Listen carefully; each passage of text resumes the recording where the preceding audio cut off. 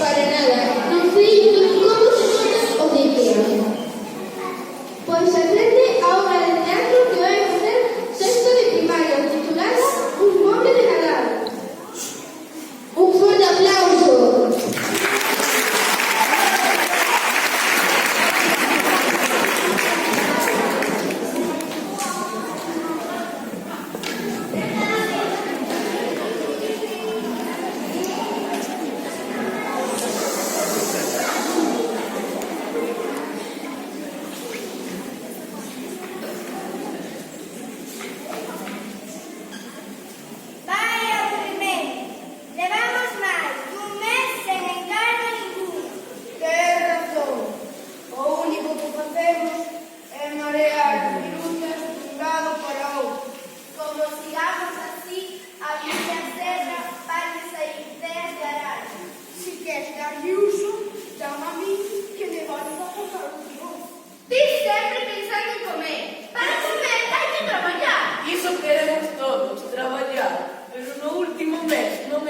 Ningún cliente pola porta da nosa carpintaría.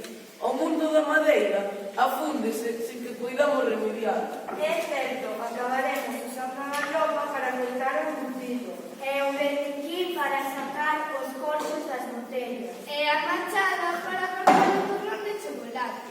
E o martelo para cascar as noces. E o desaparafuzador para estarvar os dentes despois de comer as lapedadas de Nadal. Non sexades tan pesimistas. Alguna solución terá que haber para os nosos problemas. En vez de lamentarnos, deberíamos pensar na maneira de sacar a nosa carpintaría adiante. E cal é a súa proposta? Tranquilos todos. Eu traio a proposta. Acabo de mirar na caixa do correo e atopei un sobre con esta carta que pode ser a nosa salvación. ¡Qué emocionante!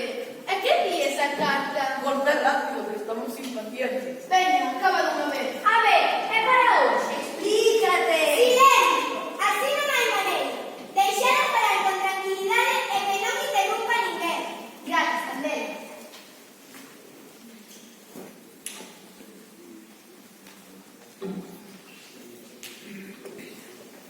Esta carta é dun cliente que nos pide que fagamos un móvil.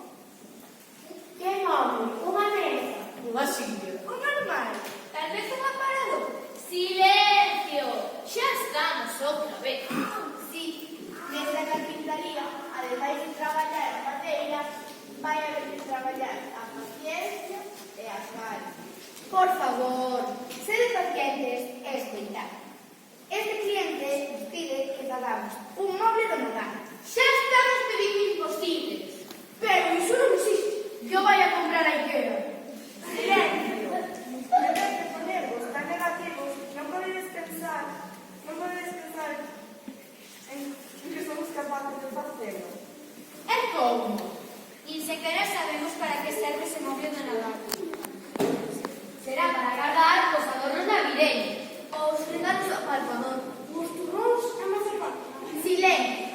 Según está aquí explicado, o moble é para guardar todos os sentimentos positivos que se explican na Nadal. De xeito que se poida recurrir a eles o resto do ano no caso de que se esquecera. Que bonito!